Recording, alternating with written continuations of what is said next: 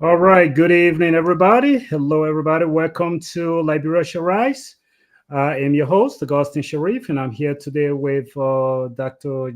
Emmanuel George. And Mr. George, welcome to the show. How you doing today, boss? I'm doing great. Thank you, boss. Thank you. I'm doing okay. To our friends in studio, Freedom FM 87.9, we say thank you for taking this broadcast live. I don't know if the guys in studios can hear us, but I think we are live on the airwaves, and so far so good from our end. Um, those of you joining us on Facebook and YouTube, again, we say welcome to the discussion. Welcome to the conversation, as I like to call it. Mr. George, it's been a great week. I mean, a lot of eventful things taking place in our sweet Liberia. A lot of stories to kind of talk about, but today we want to talk about the Great University of Liberia, that Mhm. once beacon of hope in our sweet country. But before we get into it, though, I mean, what other story are you tracking from Liberia that kind of you kind of been tracking? We may not discuss it today, but just kind of talk about any other story that you've been tracking so much in the country. Oh, it's alert that the president is in a hospital in Rhode Island. Um, how true is it? We don't know. It's again, as I say, it's alert. I think if it's true, the government is doing us, the citizen, disservice. That the president will be in a hospital and they cannot inform us about what is going on out there in Rhode Island. So we need to pray for the president, and it's important that they tell us these things so that because we are a praying country, like Liberians like to pray. So it's important to share these things with us. But that's the rumor that is going around right now that the president um, is in a hospital in Rhode Island because of his medical condition. I don't think it's life threatening. It's something that he has come numerous times to that hospital. Even before the election, he was here. He went to visit that hospital in Rhode Island when he was visiting the U.S. So yeah, that's one of the development we have. Again, we're talking about LU. The student strike going on campus on the University of Liberia. The school is shut down currently.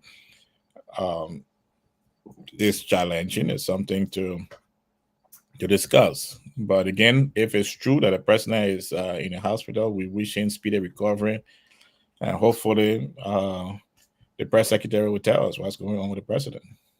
That was exactly what I was going to say. Because I asked you the question, I said, look, if there's a story you're tracking that you want to keep, I will give you the benefit of the doubt. So I didn't want to interrupt that. But again, like you said, it is rumor, it is alleged, all of those until we can confirm it. We just hope that the president's visit is fruitful, and we are not giving any breaking news here to tell the Liberian people that your president is in hospital. But we are just saying, if it is confirmed, then of course our thoughts and our prayers are always with the people of Liberia. And if it is true, I'm sure the press secretary will let us know, and or the information minister, one of them will do that job and let us know exactly what's going on. That is one thing. But the one thing that for me, I've been tracking all week, I've been kind of listening to, speaking with people on the ground. I've been listening to the prices of goods and services in the country. When you kind of look at it, the U.S. Rate is dropping, which in any other setting you will say, well, that's a good thing, because we need the Liberian dollar to be valued. We need the Liberian dollar to be up, versus the US dollar. But it does not make sense. I know. I think I know the strategy. I know what they're trying to do. They're trying to bring the US dollar down in order for the price of goods and services to drop, so there can be this balance in the economy. However, that is not happening fast enough, because people who have inventory, people who have goods and services in the country, they are saying, well, we purchased our goods and services before you decided to drop the rate, the exchange rate. And because we purchased our goods and services before that time, we will have to sell our goods and services at the margin that we would have made our profit before we now go to your new rate. And so until then, the everyday people continue to struggle, and people continue to face the economic constraints in the country. And that is the bread and butter issue. That is the one thing that I have been tracking the issues, I mean, in the country. And I don't know if you want to add anything to that before we go to our major topic for No, today. I'm not an economist, so what I'm going to say now, I may not be saying it from the point of ignorance. I thought it is the market forces that can determine the whether currency go up or come down. How can currency go up and the market still having struggle? Yeah, Dr. George, I don't think you and I speak from a economist perspective, but what we do speak from, though, we speak Uh, from the everyday people perspective. I don't think Ma Hawa and Ma Musu sitting down waterside even care to know what economics is. However, though, they feel the pinch. They know exactly what's happening.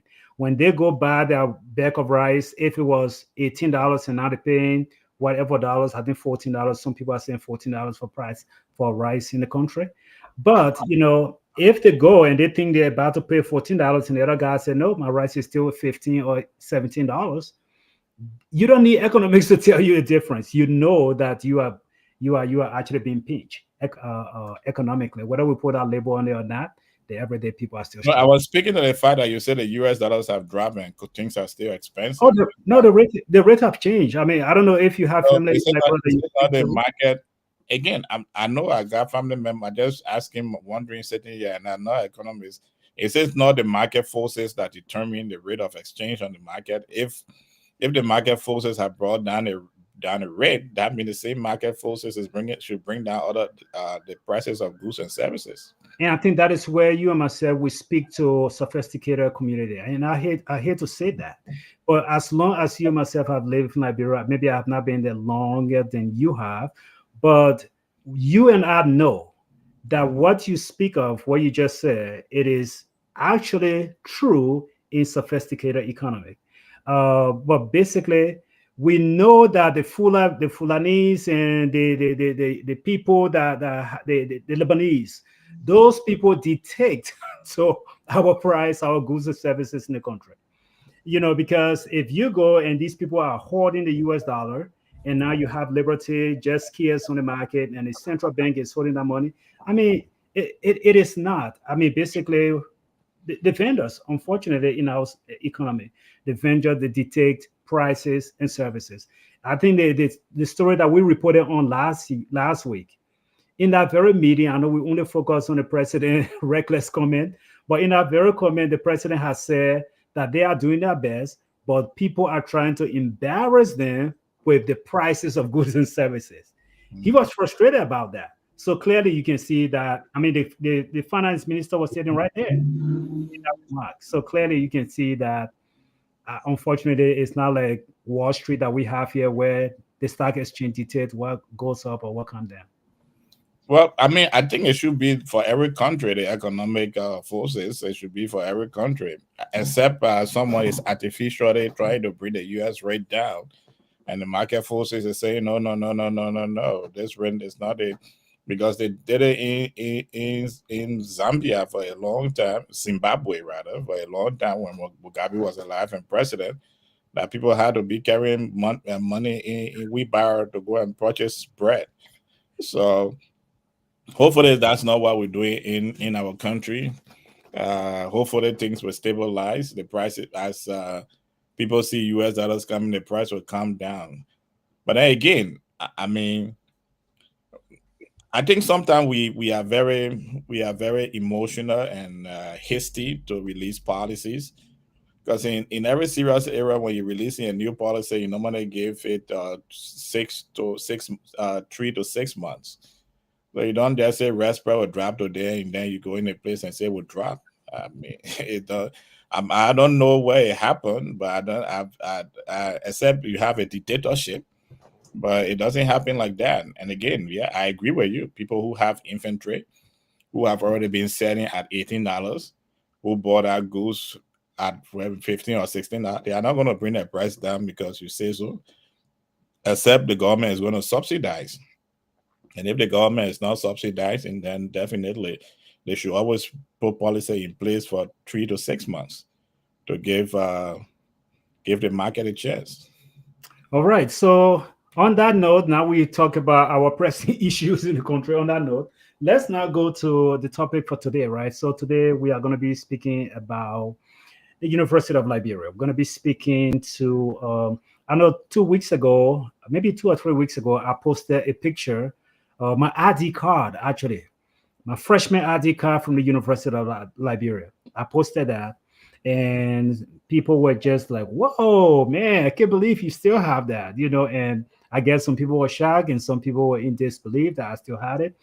But very proud. Very, I mean, at the time, entering that great University of Liberia, my mind was made up.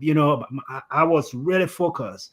I'm going to graduate high school, and I will finish Division 1 when I take the national exam. I'm going to be Division 1. I don't have to take entrance. I'm just going to make my way straight to the University of Liberia.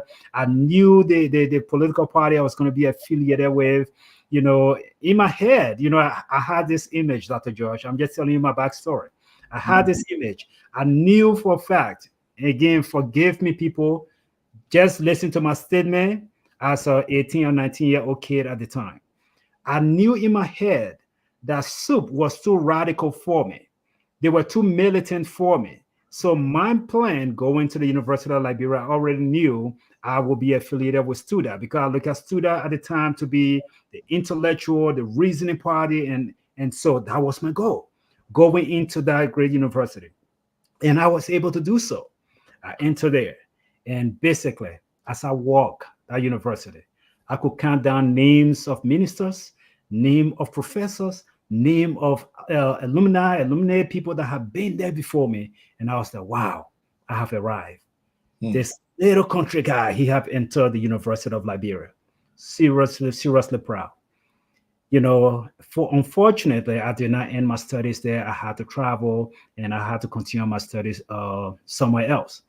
But Dr. George, so let's just start from just introducing our experience, the pride and joy of that great university. I don't know if you had experience the similar experience to mine. It would have been way before my time, but talk about that before we get into what we want to talk about today. No, I never had the kind of experience you have, but you can still go there. They are offering masters and PhD. I don't know if I want to do double masters. I already got my masters. We're done with that. Well, they got PhD there, but no, my experience was totally different. I had no intention of attending the University of Liberia. My intent was to go to Cottington, and they had the exams on the day that I don't normally take exams, so I did not take the University of Liberia exam. So you are not good like me to just go right in from high school without any exam, any entrance? No, during my time, they were giving entrance. I'll take entrance. Okay. But take entrance to go to the University of Liberia. It was not going to the getting admission to the University of Liberia in the late 80s was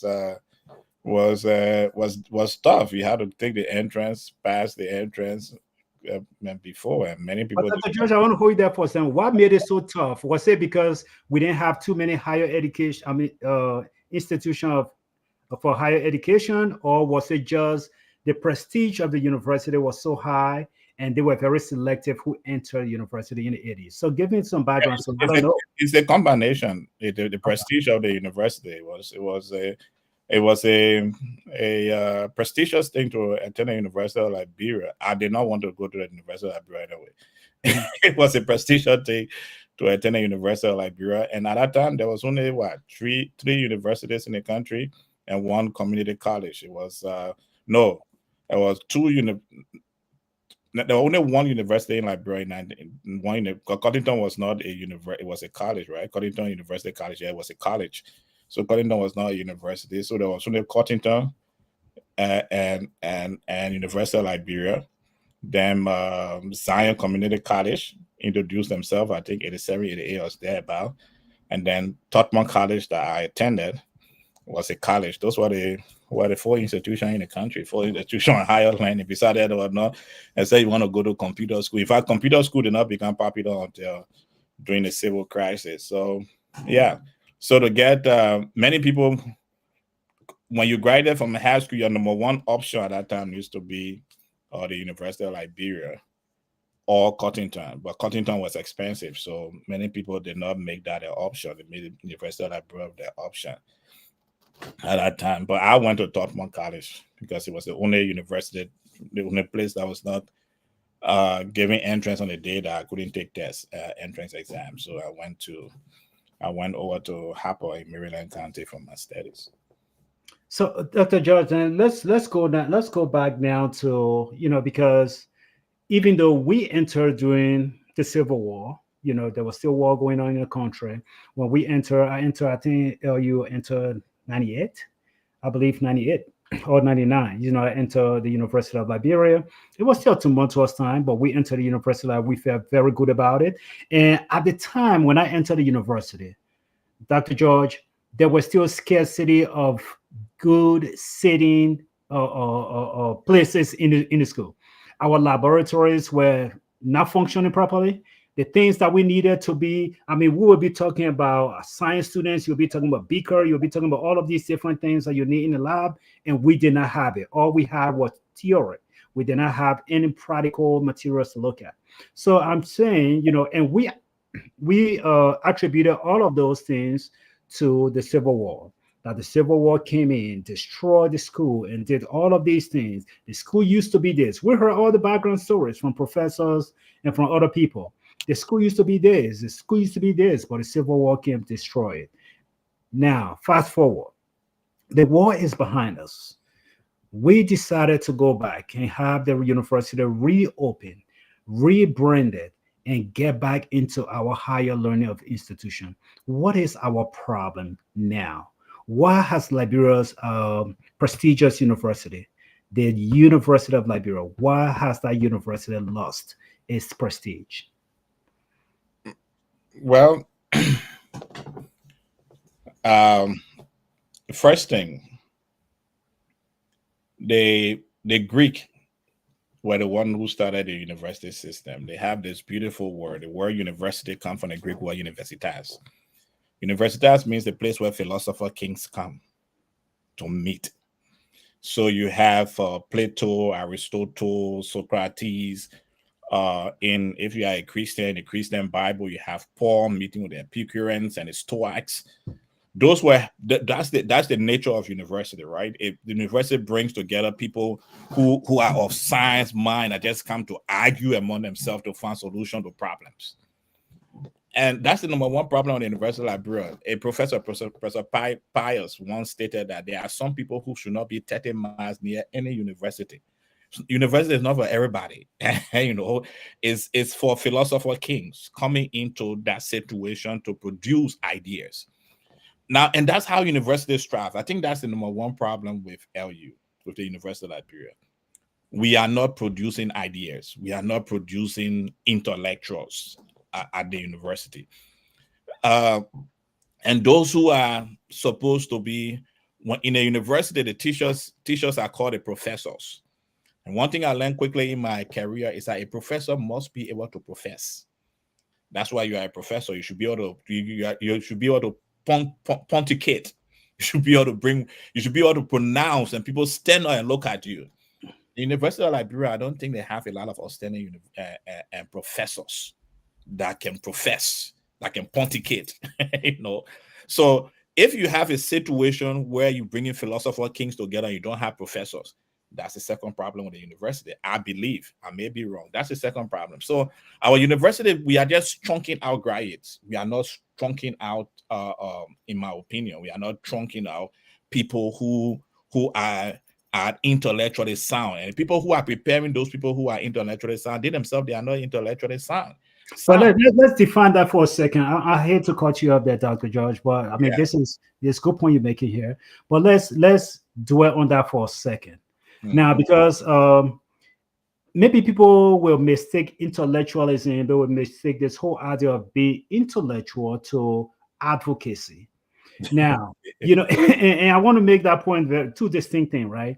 Because you were here, for example, when you listen, the everyday people in Waterside, people who are selling their goods and services, people who are the Yana boys pushing that wheelbarrow, they may listen to you right now and say, no, I disagree with you.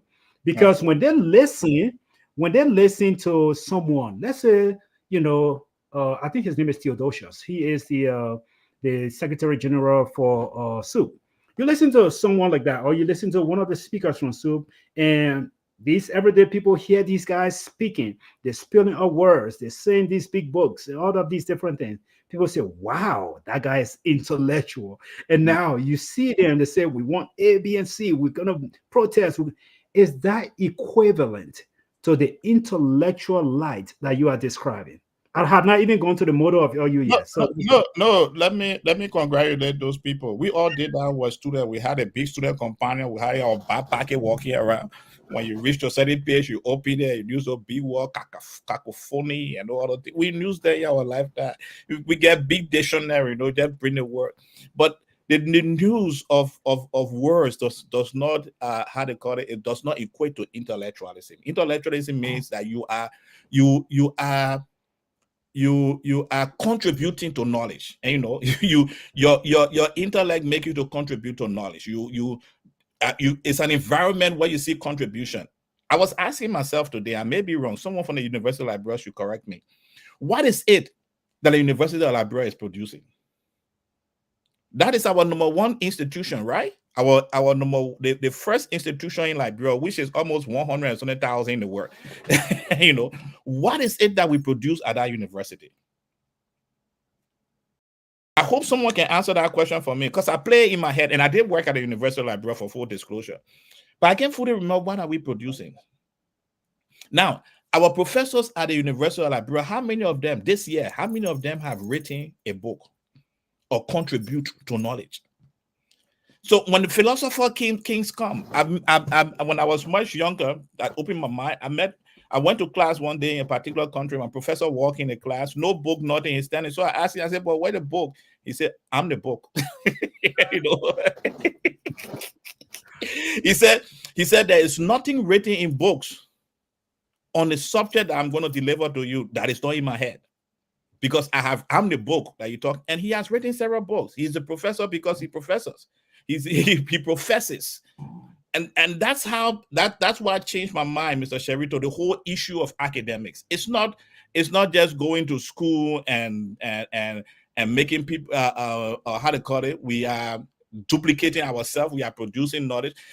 Look, when you get to the university, I might be wrong. Anybody at the University of Liberia, correct. When you get to the university, some of the professors that are teaching there, or teachers that are teaching there, because not many professors are there. There are teachers that are teaching there. They are still using materials from 10, 20 years ago. And anybody who knows anything about a book that is published, they will tell you that once a book is published, that book is 5 years behind. Because it takes the writer about 5. You complete the research before you sit down to write.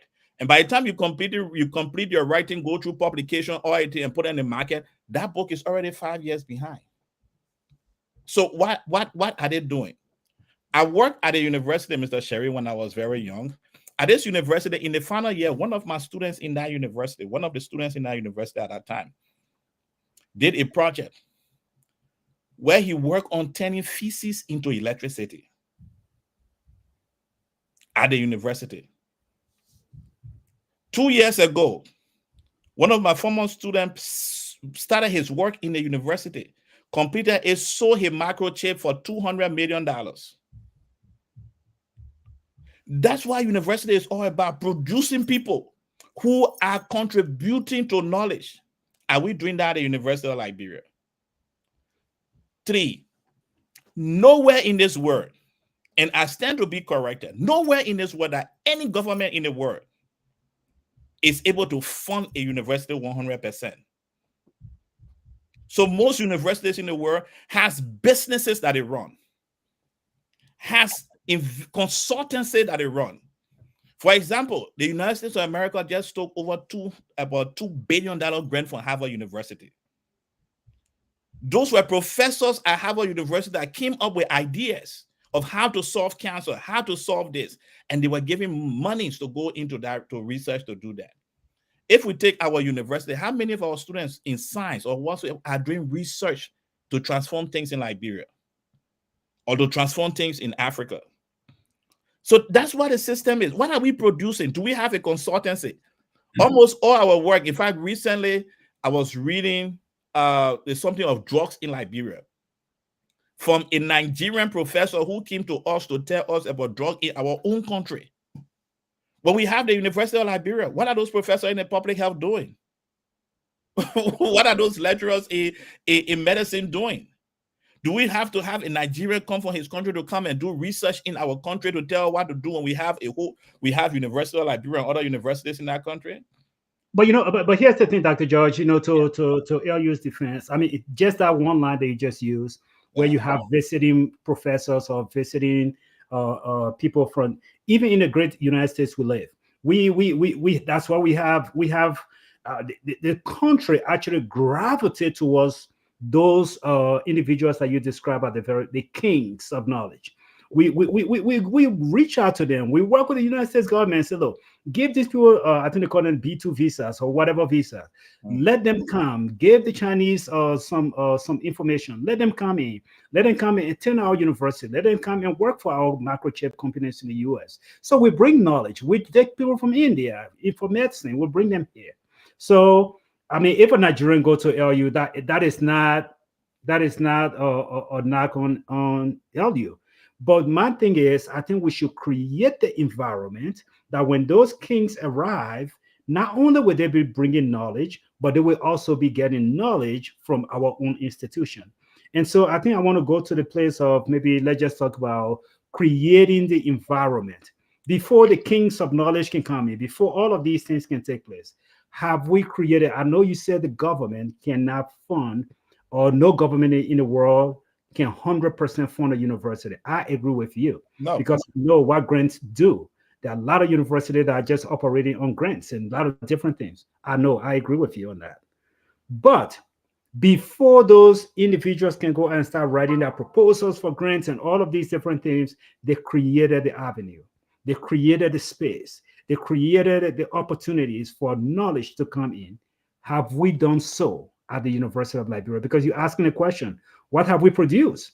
Have we created an avenue for us to even be able to produce? Look, Mr. Sheriff, in January, when the new president of the University of Liberia was appointed by the president, one of the strong credentials everybody was shouting is that she was going to attract grants to the University of Liberia. Last month in Front Page Africa, I read one of the most disturbing lines in my life, right?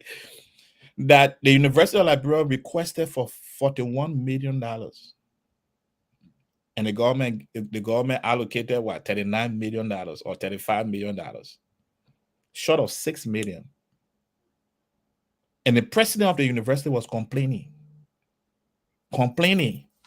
that they could not renovate or paint the buildings on the campus because the money that was allocated was spent on paying the fees, the salaries of lecturers. That tells me a lot about that president. I know she's intellectually sound. I know she's been in the system, but the government you were short only $6 million. Are you telling me that we as Liberians, we as lecturers at the University of Liberia, could not come back and critically think about how we could raise that $6 million to make it $41 million? How we could raise the university portfolio? So the environment, to create that environment, we have to create thinking people. We have to create people who will start thinking out of the box, who will start depending on government funding to run a university. We need to have students who will not only say and sound, but students who will start using the opportunity of the intellectual environment to be able to develop themselves intellectually and be able to support our country. We chunk students out of the university every year, and we find that the unemployment rate in our country is high. But why are we moving people from the university? Are they not supposed to find themselves in a situation where they are contributing towards nation development by asking government to invest in projects? Can 4 or 5 students come together So I think the first thing is to have leadership that are willing to open the minds of the environment, open the minds of the students that we work with. So, Two, but Dr. George, okay, yeah, make your point. Make that point yeah. that you're. Two, the final point that close. Two, we should also have teachers. We should start training the professors and the teachers at the University of Liberia so that they can start opening their own minds and help the student to open their minds. That's the role of a professor. That's exactly what he should do. And I think that is why, you know, but I think I know we most schools or most countries around the world, they still use the Socratic method to administer tests and all of these different things. And I think Liberia is no exception. We define brilliance as someone who is able to regurgitate whatever the teacher write on the board and they come to score 100%, right? So we still have this old way of just producing. But I can tell you, my education in Liberia, I was so grateful for my my primary and secondary education in Liberia. I think it gave me one of the strongest foundations to be able to move to anywhere and be able to study. But I will tell you, when I transitioned and moved to the States, I moved here.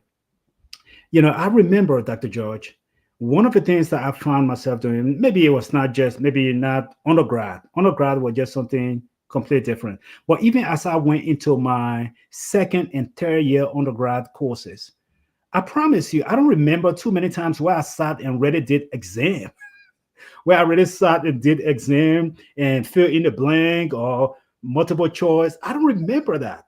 But what I do remember, though, there were assignments given to me where I have to sit and do research on topics.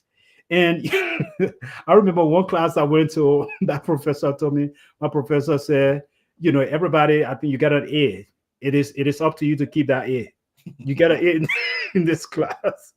But I mean, that entire class, it was research. And even if we did if he gave you something in the classroom, he said, "Oh, pop quiz or something like midterm exam," you can sit and open all the textbook you want. You will not find it there because it was critical thinking. That is exactly what was being developed. So I don't know about other people's experiences, but I think our LU, we still go there. We still want to sit and fill in the blank and multiple choice and all of that. And it goes back to the professors that we have there. And so because of that, I think we still find ourselves still, yes, we produce the students, like you said, every year we produce students every year. But for them to get to that point that you are discussing, Dr. George, where look, I can't find a job. I'm going to create a job. Unfortunately, I don't think that, our students are at that point yet.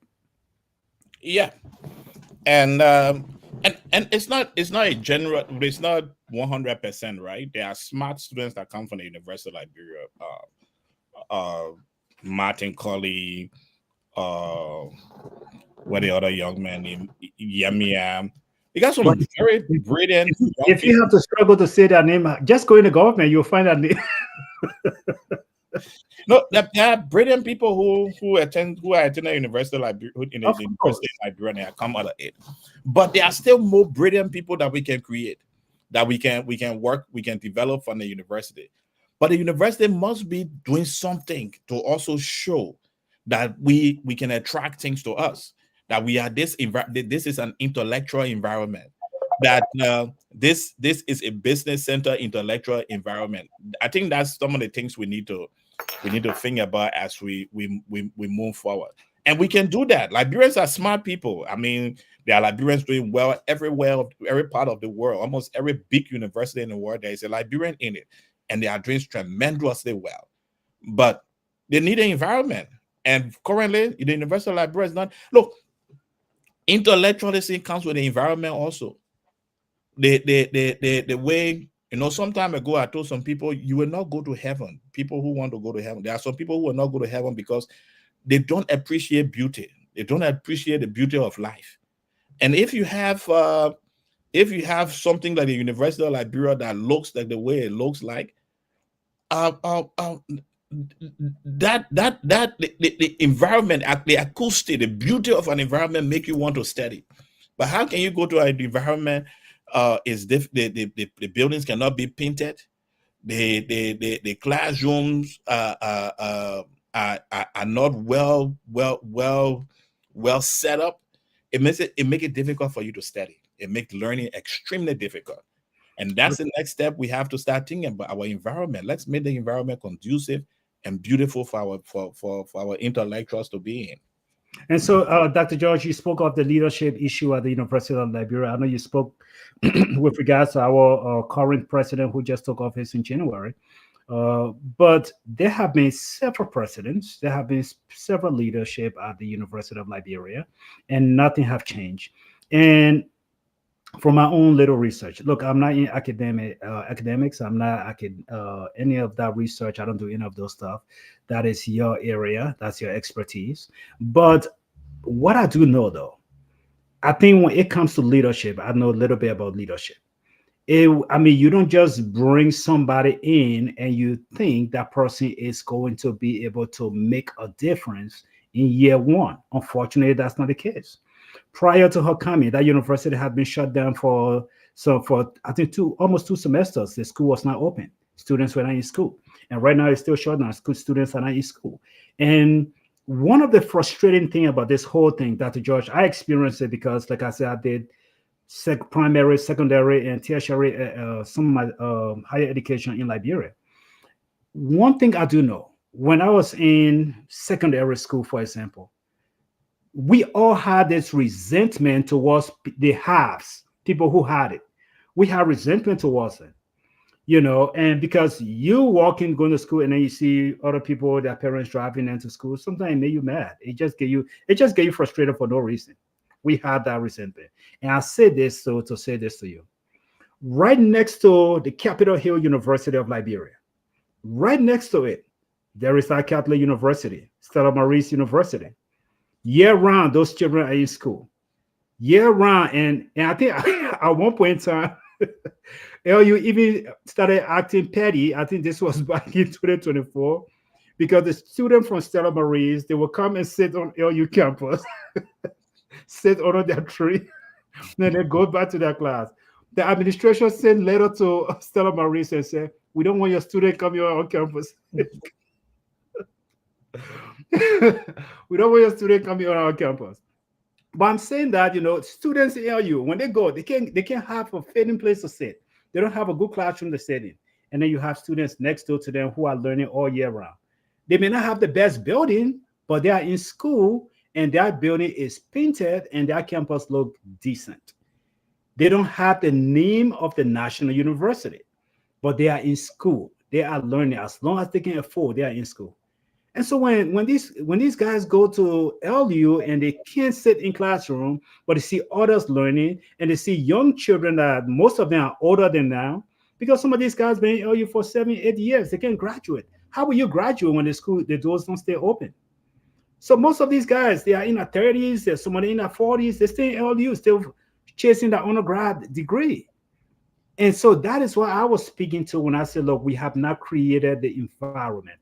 We can talk about the building, we can paint the building on the outside, but if we have not created that academic space, we have not created the space for people to come in, or for the doors to stay open for at least 2 good semesters, then we have not created the space. And it makes it difficult for anybody to learn. It is frustrating. So most of the protests that you see on campus, it is not because student or sub want to flex that political muscle, but I think it comes from frustration. It comes from leadership failure, and they believe, the student union, they believe that it is the government's responsibility to fund the university to keep the doors open.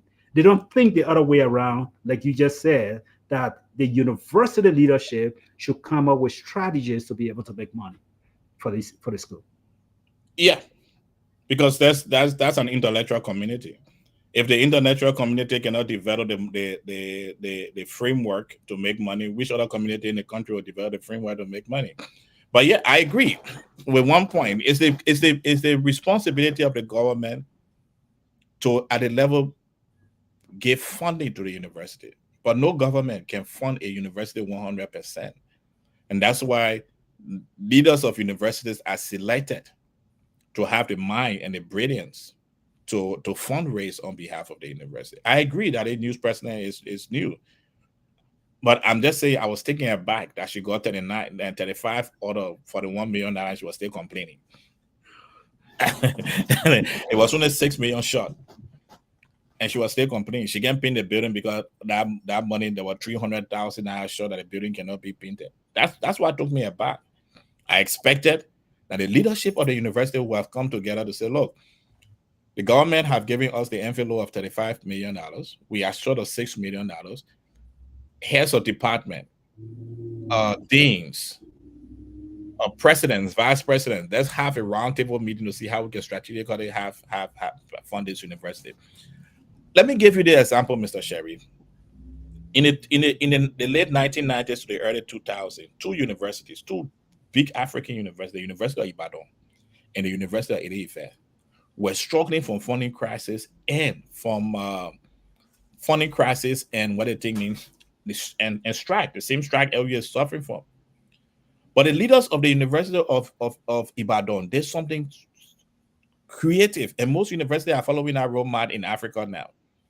They decided, first of all, that the business program would be a business program, the master's in business executive program. They started business executive program targeting the banking institution and financial institution in Nigeria. They targeted them. So those students who came to those programs, because they have first-class professors and they have a front door to leaders of the business industry, they pay more money. And that created funds for the university. Second, the University of Ibadan master's programs, they begin to make sure that students who are coming for the master program pay fees that were higher than students on an undergraduate program. That also supported the funding of the university. So what I'm saying is that it's time for the leaders to be creative and come up with new ideas to develop the university. I'm disappointed that they are stopping other people from other universities to come and sit down under the tree to enjoy the beauty of that. But you said the student can donate their campus. Yes, but it's a university campus. It's a place where minds come to interact. I won't stop another university student from coming on a university campus for their mind to be open, for them to exercise the freedom of debating and arguing, to bring out new concepts and new minds, new ideas. So I think that's where leadership. Second, about 70%, and this may be a conservative estimate, about 70% of the leaders of Liberia right now attended the University of Liberia. If you go to Harvard University and enter the church on Harvard University campus, they have the list of their donors, and most of their donors were ex-students of their universities. Most of those who gave them money are students who graduated from that university. So that's what I'm saying. The University of Liberia should not be a campus as it is right now, because of how many students they have pulled up, and have 70% of our government officials graduated from the University of Liberia. And they should be able to pump the funds. Thank the university for the education they gave them. Over 95% of the lawyers in Liberia, first class, second class, or third class lawyer, whatsoever class you put them in, graduated from the University of Liberia. Some of them are millionaires. Some of them are multi-millionaires. They walked through the halls of Louis Arthur Graham. In fact, when some of them were in the halls of Louis Arthur Graham, Louis Arthur Graham School of Law was the #1 law school in Liberia when they were there. They should be ashamed of themselves that Louis Arthur Graham is not at the standard that it was when they were students of that university. But that's why the University of Liberia should not suffer for anything. Because one, they have 70% of government officials. Two, 95% of the lawyers in Liberia walk through the hallowed school of Louis Arthur Graham School of Law. Then you have the A.M. Dougherty School of Medicine. That was also the #1 medical school in Africa in the 1970s and early 80s. And some of those who are in Liberia as medical doctors graduated from from that college. That college should not lack. So that's why I say that the leadership need to strategically think. All these graduates that they are trunk of, thousands and thousands of them that are being successful in every part of the world, they have to find an innovative way to raise the extra $6 million by looking forward to looking at the pockets of the graduates and attracting them back to the university. Have you ever gone at the LU campus? I don't know, I may be wrong, but have you walked on LU campus and seen a store that is selling a merchandise of the University of Liberia? No, not when I was there. Many universities make money because the students want to identify with the universities. They sell T-shirts, they sell trousers, they sell sweatsuits, they sell sneakers. Yeah. So again, all it takes, we cannot be the center of intellectual knowledge in Liberia and be poor. Smart people are not supposed to be poor. I mean poor, really poor. Smart people are not supposed to be. Sometimes we decide that we want to be there, but you cannot have the center of knowledge, the University of Liberia, being the way it is. I'm really happy. I'm really glad that you brought up this whole, because that was my next thing as I'm going through our conversation I was going to bring up, which is a stronger alumni association, right? Because when I did, even up to today's date, the school that I did my undergrad from, every year I receive a letter reminding me of what they have impacted to me, and reminding me to make sure that my affiliation with that school is never overlooked, never taken for granted.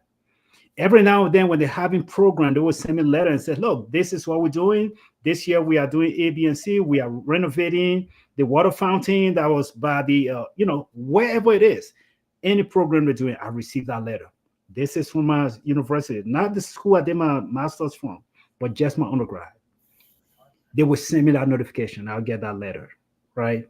And I'm not saying I'm a big donor to the school, no, but I would make sure I contribute to the school. Because when I was in the school, Dr. George, I kid you not, when I was a senior in the school, the alumni association of that particular institution, this is University of Texas in Arlington, the alumni association for that school, they came on campus. Every different discipline on campus, they have people from each of those branches, and they were there to recruit us, to put us into the working field, to get us ready. And they were out there lobbying for us. When we get out, we'll get something going for us. And I was in school when I got my first job. I was still a senior student. And so the alumni association is so strong that every now and then the school actually have function just to bring them back on campus.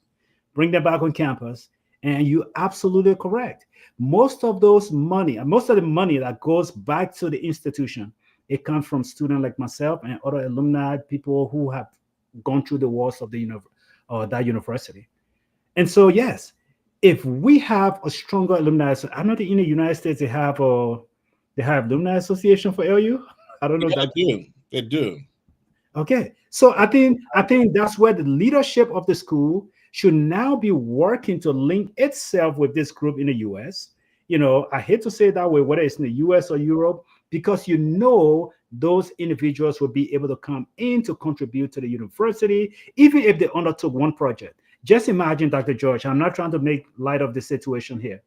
I attended a very good high school in Liberia back then. It was one of the best schools, I keep saying to people. And most of the government officials, they can say it because most of them went through the SDA high school in Camp Johnson Road. I went to that school. Here in the United States, we were able to form, this is not even the alumni association of the school. This is just my graduating class. We were able to come together and say, look, we need to do something back for the school. Because when I visited, I saw the building, I said, wow, that school, it looks deplorable. The school looks horrible the way it looks. We need to do something for the school.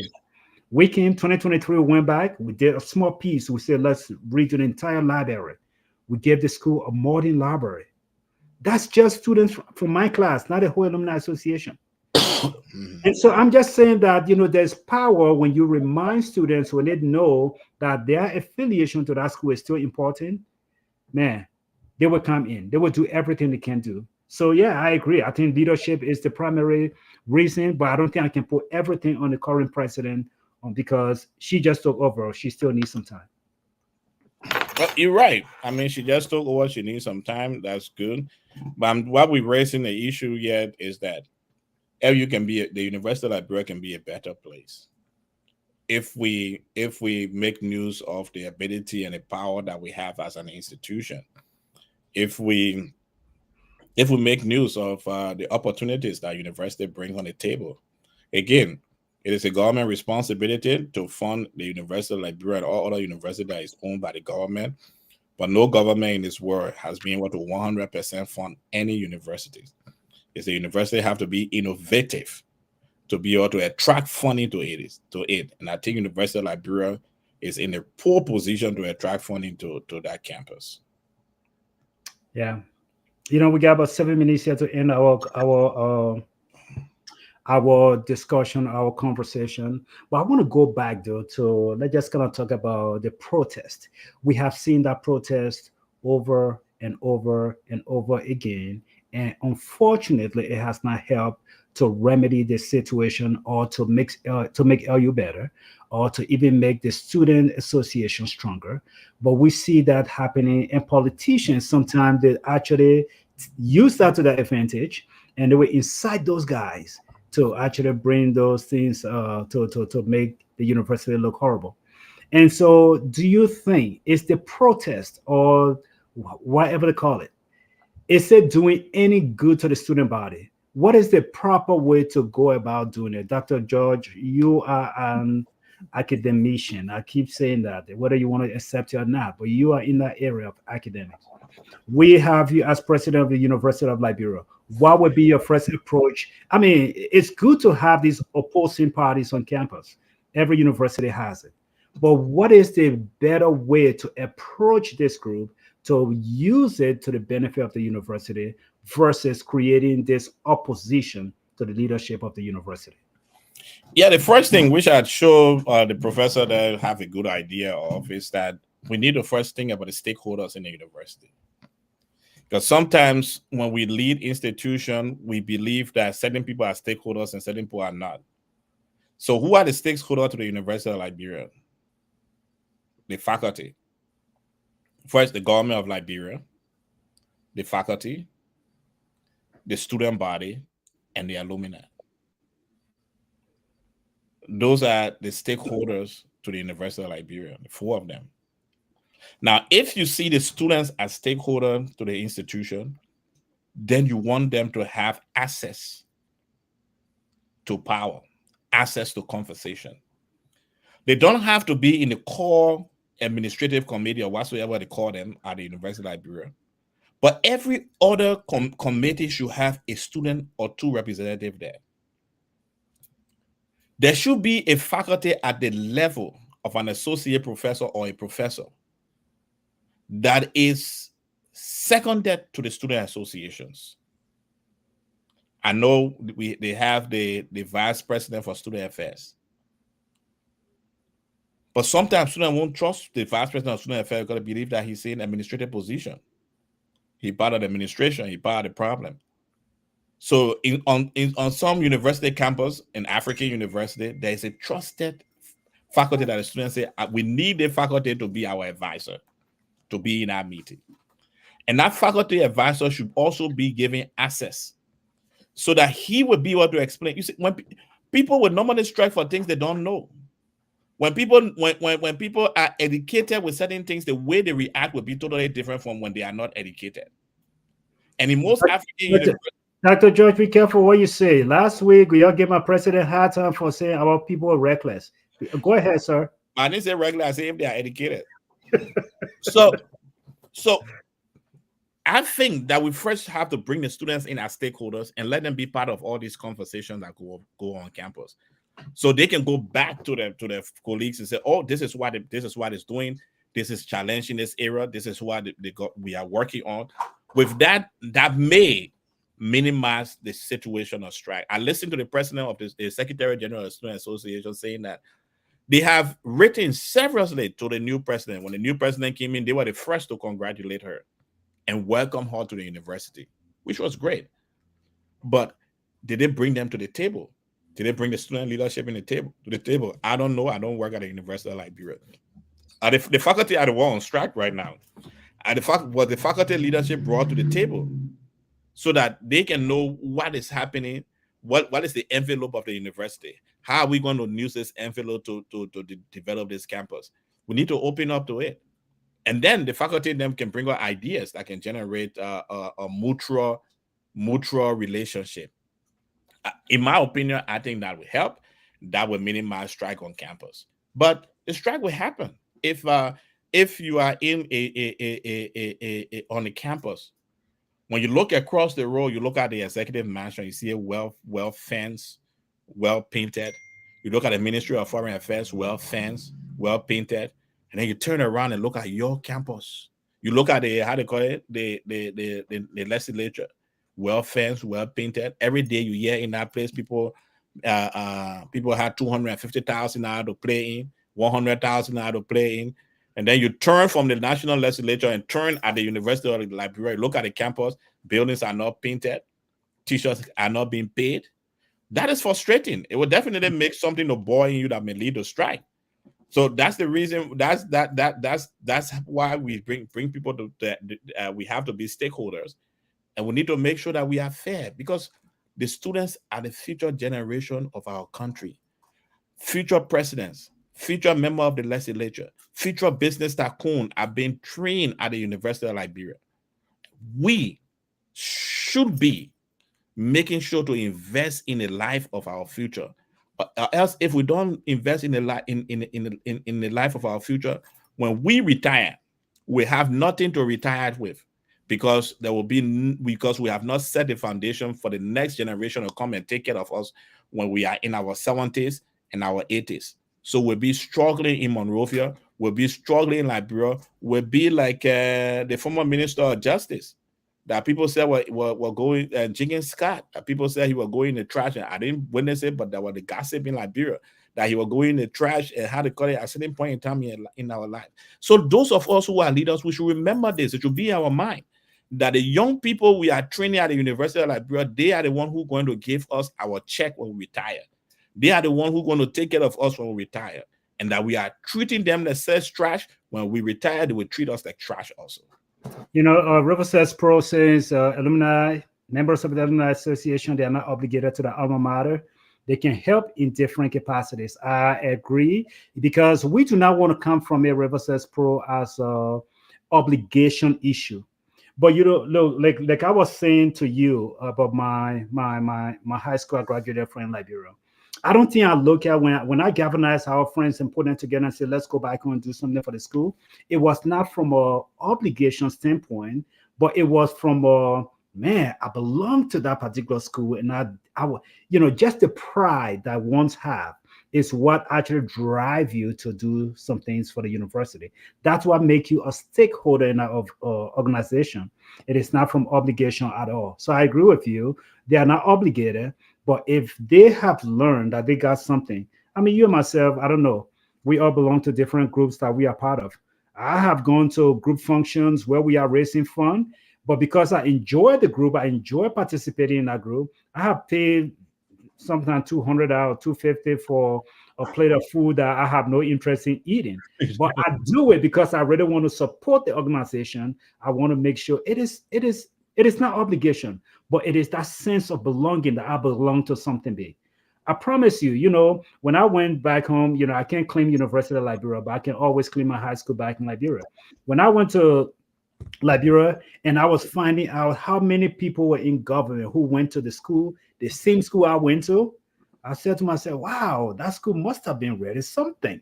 You know, I felt very good about that. It motivated me to want to do something for the school because I belong to something big. That is why we do it, but it's not a sense of obligation, but it is that sense of belonging, that camaraderie. You know, Augustine Kwehe Gapfuan, you know, he should be standing in line. Samuel Tweden, whether they came here and they went back to Georgetown and get masters, forget it. They all started over there at the University of Liberia.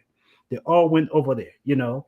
And so all of these people that are members of the legislature, members of the government, or business owners in Liberia who went to the University of Liberia, this is the call. This is the time for you to stand up. Maybe you go on campus, take one building, take the science building, and say, I'm going to renovate this building. I'm going to do this to the building and set it up, equip it for the students. Maybe they will name that building after you. A lot of buildings in the United States are different universities are named after donors. They are named after people because of their contribution to those institutions. And so we are just calling on everybody. I don't think this is to bash anyone, but to just call everybody. It is a national treasure. The University of Liberia should be seen as a beacon of hope. It should be seen as a light. It should be seen as it is strategically based. When you look across the street, you look at those two buildings, whether it's the executive mansion or the Capitol building, or you look at the Temple of Justice, you look at those buildings right across the street from you, and you can't help but daydream that one of these days I'm going to be in that building. How can they be in that building? Do we want the next leadership in our Capitol building or our executive mansion to be people who did not get the proper training from the university? Clearly, we don't want that. We have seen where it has taken us. So we are calling everybody. I think for me, Dr. George, as I close on my end, this is a call that everybody, instead of just sitting back and waiting for the government to do something, each of us who walk through the doors of the University of Liberia, we have an obligation and we have an opportunity now to step up to be part of that noble institution. Dr. Josh, I'll let you close on this. We cannot be in a country where 70% of the leadership graduated from the University of Liberia, 95% of our lawyers graduated from the Louis Arthur Graham School of Law, and we have our university in that situation. That is the center of learning. Hopefully, every one of us will get to know that we are stakeholder in the university, and we take that campus seriously, and we transform that campus so that our future generation can take care of us when we retire. Again, let me say this to you. If you don't train the future generation to take care of you, when you retire, nobody will be there to take care of you. Thank you. Have a good night.